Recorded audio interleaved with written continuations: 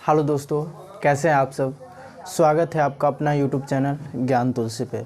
उम्मीद करते हैं आप लोग अच्छे होंगे। चलिए तो आज फिर हम एक नया टॉपिक लेकर के आए हैं। आज हम लोग पढ़ेंगे मौलिक कर्तव्य। क्या पढ़ेंगे हम लोग? मौलिक कर्तव्य, भाग 4 के क, अनुच्छेद 51 के क, मौलिक कर्तव्य। इससे पहले हम लोग राज्य के नीति निर्देशक तत्व पढ़ लिए थे। राज्य के नीति निर्देशक तत्व पढ़ लिए थे। आज मौलिक कर्तव्य पढ़ेंगे। ज़्यादा नहीं, क्योंकि टारगेट बैच पढ़ रहे हैं तो बस वैसे ही जो पॉइंट्स हमने लाया है, जो एग्ज़ाम में पूछे जाते हैं वैसे पॉइंट्स लाया है।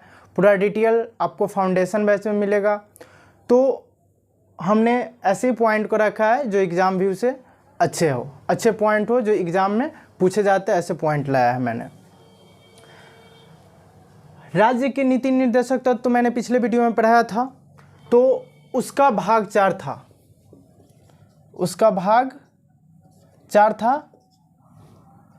राज्य की नीति निर्देशक तत्व। देखिए, राज्य की नीति निर्देशक तत्व और मौलिक कर्तव्य एक ही है, मतलब सेम है। समझिएगा कैसे सेम है, तो मैं आपको बताता हूँ। नीति निर्देशक तत्व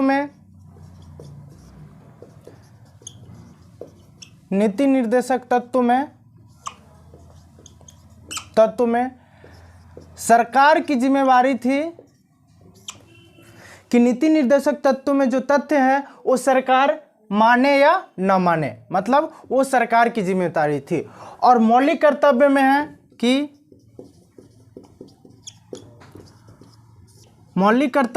कि ये जनता मौलिक कर्तव्य को माने या न माने, जनता की इच्छा हो।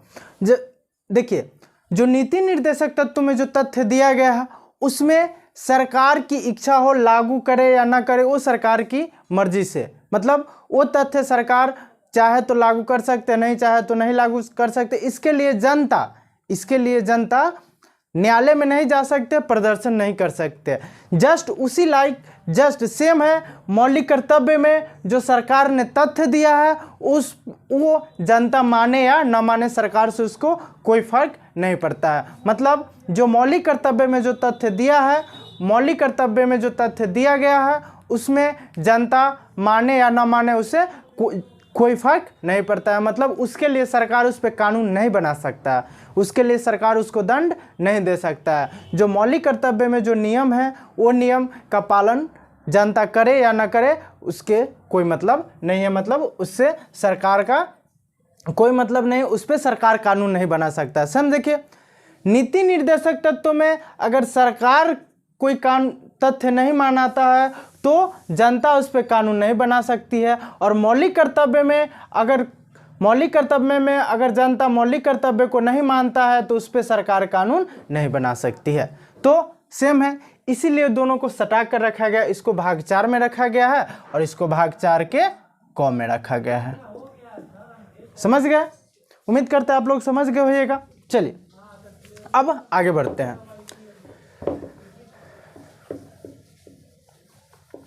चलिए, ये हो गया। अब आगे बढ़ेंगे। संविधान में मूल रूप से मौलिक कर्तव्यों का कोई उल्लेख नहीं था। पहले जब संविधान लागू हुआ था, जब हमारे देश में संविधान बना था, तो उस समय संविधान में एक भी मौलिक कर्तव्य नहीं था। अब यहां देखिए, संविधान 0 मौलिक कर्तव्य। जब संविधान लागू हुआ, देखिए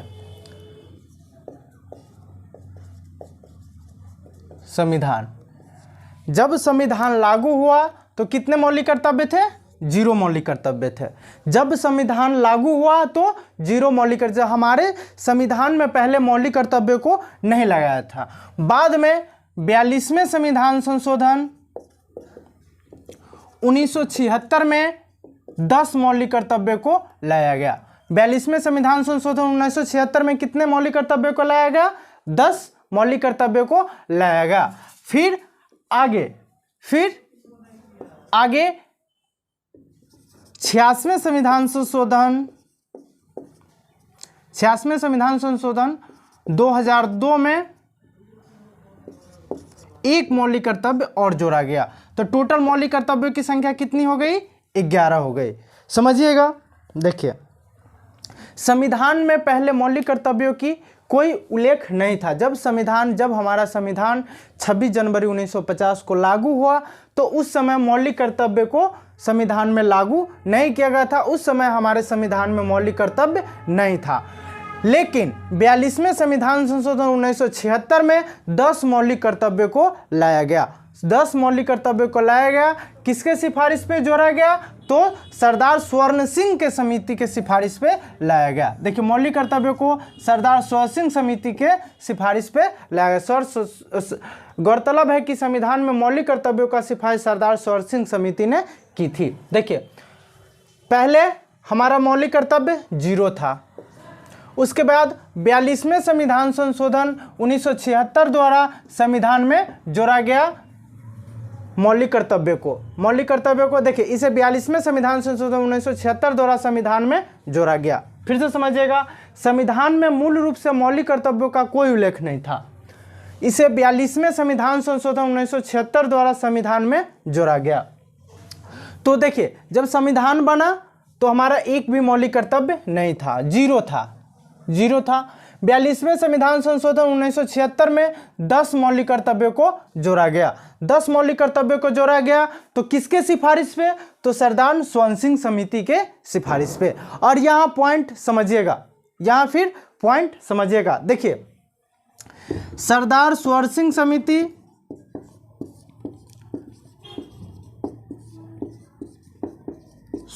समिति ने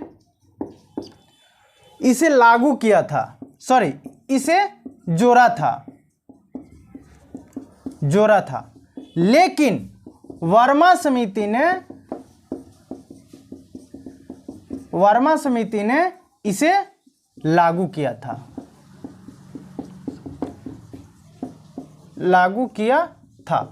समझिएगा 42वें संविधान संशोधन 1976 में सरदार स्वर्ण सिंह समिति के द्वारा मौलिक कर्तव्यों को जोड़ा गया, लागू नहीं किया गया, जोड़ा गया। लेकिन वर्मा समिति जब आया तो वर्मा समिति के द्वारा मौलिक कर्तव्यों को लागू किया गया। एग्जाम में प्रश्न ऐसे आते, कभी कभी बच्चे कंफ्यूज हो जाते हैं, मतलब गलत मार्क आ जाते एग्जाम में ऐसे कि मौलिक कर्तव्यों को किस समिति ने लागू किया था? तो मौलिक कर्तव्यों को किस समिति ने लागू किया था? तो मौलिक कर्तव्यों को वर्मा समिति ने लागू किया था। और एग्जाम में ऐसे पूछ दे कि मौलिक कर्तव्यों को किस समिति के द्वारा जोड़ा गया? तो सरदार स्वर्ण सिंह समिति के द्वारा जोड़ा गया। माइंड में फिर से एक बार बैठा लीजिए कि मौलिक कर्तव्यों को किस समिति के द्वारा लागू किया गया था? तो मौलिक कर्तव्यों को वर्मा समिति के द्वारा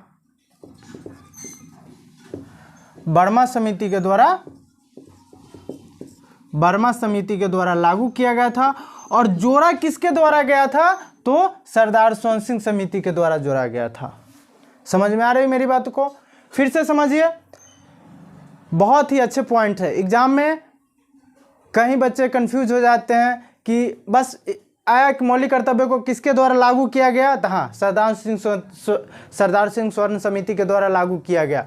आगे मार के अब कह नहीं, हम तो मार के आए हैं, काउंट किए नहीं, मेरा 70 सही है, 66 सही है, यहाँ तो गलती मार के आए हैं, तो कैसे 70 से? अब जो बच्चे नहीं जानते हैं वो तो सीधे एग्जामिनर को, यार गलत क्वेश्चन है, गलत क्वेश्चन नहीं है, आप मार के गलत आए हैं।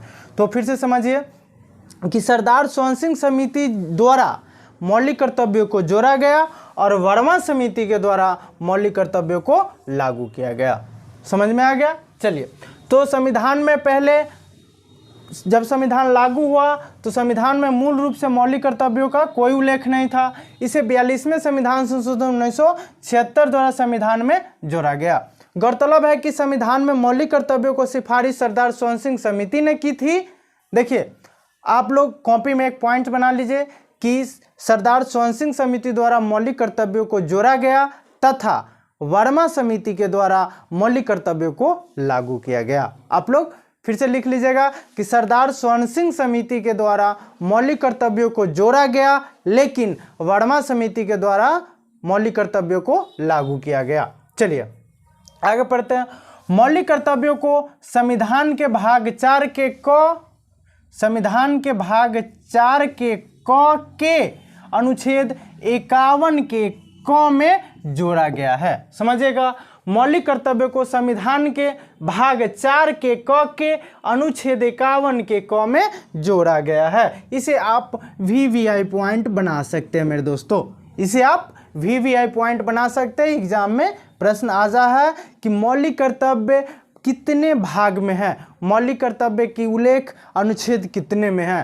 तो क्या करेंगे, मौलिक कर्तव्यों को संविधान के भाग 4 के क, अगर पूछेगा कि मौलिक कर्तव्य का उल्लेख भाग कितने में है तो भाग 4 के क में है, और अनुच्छेद कितने में है तो अनुच्छेद 51 के क में है। चलिए समझ में आ गया। चलिए आगे बढ़ते हैं। भारतीय संविधान में मौलिक कर्तव्यों को सोवियत संघ के संविधान से लिया गया है। देखिए, भारतीय संविधान में मौलिक कर्तव्यों को सोवियत संघ के संविधान से लिया गया। सोवियत संघ वर्तमान में रूस, इसको आप लिख सकते हैं, सोवियत संघ रूस। समझ में आ रहा है।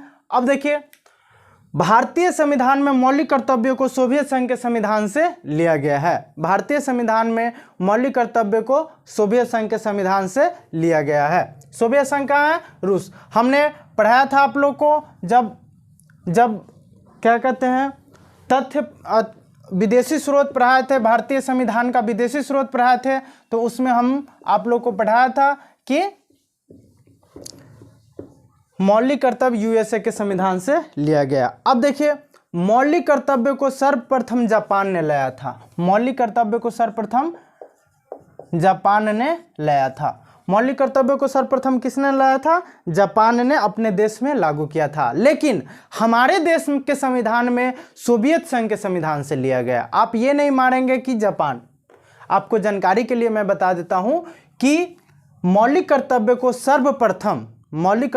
सर्वप्रथम जापान अपने संविधान में लागू किया था। मौलिक कर्तव्य को सर्वप्रथम जापान अपने संविधान में लागू किया था।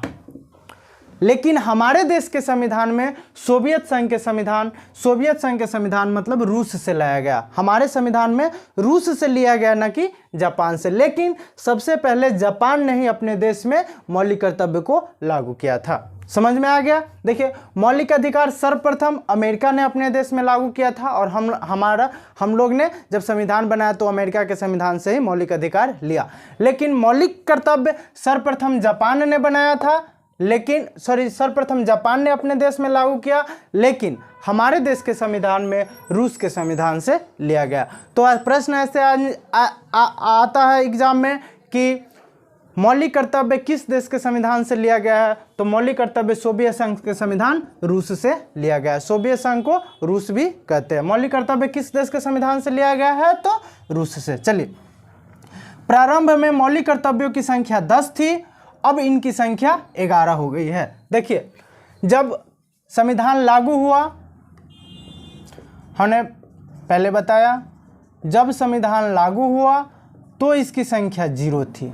संविधान जब लागू हुआ तो इसकी संख्या 0 थी। जब मौलिक कर्तव्य को लाया गया 42वें संविधान संशोधन 1976 में, तब कितने मौलिक कर्तव्य को जोड़ा गया? तो 10 मौलिक कर्तव्य को जोड़ा गया। तब 10 मौलिक कर्तव्यों को जोड़ा गया। अब इसकी संख्या कितनी है? तो इसकी संख्या 11 है। तो 11 संख्या कितनी है? जब 86वां संविधान संशोधन हुआ, 86वां संविधान संशोधन 2002 द्वारा 11 मौलिक कर्तव्यों को जोड़ा गया, मतलब एक मौलिक कर्तव्य को और जोड़ा गया। 86वें संविधान संशोधन 2002 में एक मौलिक कर्तव्य को और जोड़ा गया, तो कितना हो गया? इसकी संख्या 11। तो वर्तमान में मौलिक कर्तव्यों की संख्या कितनी है? 11। समझ में आ रहा है मेरे दोस्तों? वर्तमान में मौलिक कर्तव्यों की संख्या कितनी है? 11 है। जब लागू किया उस समय कितनी थी? 10। जब संविधान लागू हुआ उस समय मौलिक कर्तव्यों की संख्या कितनी थी? तो 0। समझ में आ रहा है? जब हमारा संविधान लागू हुआ तो उस समय मौलिक कर्तव्य को नहीं जोड़ा गया था। चलिए, तो 86वें संविधान संशोधन 2002 में जब एक मौलिक कर्तव्य को जोड़ा गया, तो उस समय क्या जोड़ा गया? तो इसमें कहा गया कि 6 से 14 वर्ष के बच्चों को निःशुल्क तथा प्राथमिक शिक्षा का प्रदान करना। 6 से 14 वर्ष के बच्चों को निःशुल्क तथा प्राथमिक शिक्षा प्रदान करना। समझ में आ रहा है? तो ये रहा, ये मैंने पीछे भी बताया था नीति निर्देशक तत्व में 6 से 14 वर्ष के बच्चों के लिए निःशुल्क तथा प्राथमिक शिक्षा। तो ये रहा मौलिक कर्तव्य। यहाँ से प्रश्न कहाँ से कैसे आते हैं? तो पहला ये प्रश्न आपको ये आएगा कि प्रारंभ में जब हमारा संविधान लागू हुआ उस समय हमारे देश में मौलिक कर्तव्यों की संख्या कितनी थी? देखिए, जब भी आप एग्जाम में जाते हैं तो क्वेश्चन जो भी प्रश्न है आप अच्छे से पहले पढ़िए, वो कहता क्या है। अब कहेगा नहीं प्रश्न घुमा के आता है। अरे भाई, प्रश्न घुमा के नहीं आता, अब प्रश्न को अच्छे से पढ़ते ही नहीं है। अच्छे से पढ़िए, ऑटोमेटिक समझ में आ जाता है। तो प्रश्न ऐसे आते हैं कि जब हमारा संविधान लागू हुआ उस समय हमारे मौलिक कर्तव्यों की संख्या कितनी थी? अब देखिए, अब तो रट ले कि प्रारंभ में मौलिक कर्तव्यों की संख्या 10 है, प्रारंभ में मौलिक कर्तव्यों की संख्या 10 थी, तो मार के आ जाएंगे 10। नहीं, जब हमारा संविधान लागू हुआ तो उस समय हमारे संविधान में मौलिक कर्तव्यों की संख्या 0 थी, एक भी नहीं थी।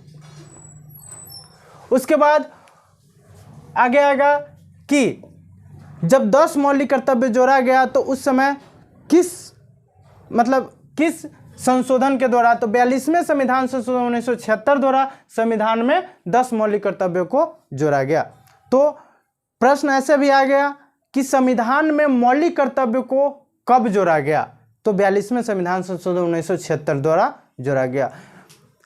संविधान में मौलिक कर्तव्य को किसके द्वारा जोड़ा गया? तो सरदार स्वयं सिंह समिति के द्वारा जोड़ा गया। संविधान में मौलिक कर्तव्यों को लागू किसके द्वारा किया गया? तो वर्मा समिति के द्वारा लागू किया गया। वर्मा समिति के द्वारा लागू किया गया। समझ में आ रहा? ऐसे प्रश्न आते हैं। फिर भारतीय संविधान में मौलिक कर्तव्यों को किस देश के संविधान से लिया गया है? तो भारतीय संविधान में मौलिक कर्तव्यों को सोवियत संघ के संविधान से लिया गया, अर्थात रूस के संविधान से लिया गया है। चलिए, प्रारंभ में मौलिक कर्तव्यों की संख्या 10 थी। जब मौलिक कर्तव्य लागू हुआ तो उस समय संख्या 10 थी, अब इनकी संख्या 11 है। तो 11वां मौलिक कर्तव्य 86वां संविधान संशोधन 2002 द्वारा एक मौलिक कर्तव्यों को जोड़ा गया। प्रश्न ऐसे आते हैं कि संविधान में 11वां मौलिक कर्तव्य किस संशोधन द्वारा जोड़ा गया? तो 86वां संविधान संशोधन 2002 द्वारा एक मौलिक कर्तव्य 11वां मौलिक कर्तव्य को जोड़ा गया। ये रहा आज का मौलिक कर्तव्य। इसमें कहा गया कि 6 से 14 वर्ष के बच्चों के लिए निःशुल्क तथा प्राथमिक शिक्षा का प्रदान करना। यह रहा मौलिक कर्तव्य। बहुत छोटा पार्ट था, 10 से 15 मिनट के बीच में हुआ होगा इसका रिकॉर्ड। तो ऐसे प्रश्न आते हैं और मौलिक कर्तव्य से बस इतना ही प्रश्न आते हैं, बट अच्छे से आप लोग पढ़ लीजिए, मौलिक कर्तव्य से एक भी प्रश्न नहीं छूटेगा। उम्मीद करते हैं आपको बहुत अच्छे से समझ में आया होगा। तो प्लीज़ लाइक कीजिए, मेरे चैनल को सब्सक्राइब कीजिए और अपने दोस्तों को भी शेयर कीजिए। बहुत मेहनत से वीडियो बनाते हैं आप लोग के लिए। वो भी बिहार पुलिस का टारगेट बैच बिल्कुल फ्री पढ़ाया जाएगा। अभी तो पॉलिटी स्टार्ट किए, फिर हिस्ट्री स्टार्ट करेंगे, फिर धीरे धीरे स्टैटिक्स जीके भी पढ़ाएंगे। सारा पार्ट बाय पार्ट, एक भी टॉपिक नहीं छूटेगा। मैं आपको बार बार बता रहा हूँ कि एग्ज़ाम में जो आपका 70 नंबर है उसकी तैयारी हम करवाएंगे। जीके जीएस और हिंदी, जीके जीएस और हिंदी की जिम्मेदारी आप हमें दे दीजिए, उसकी तैयारी हम करवाएंगे।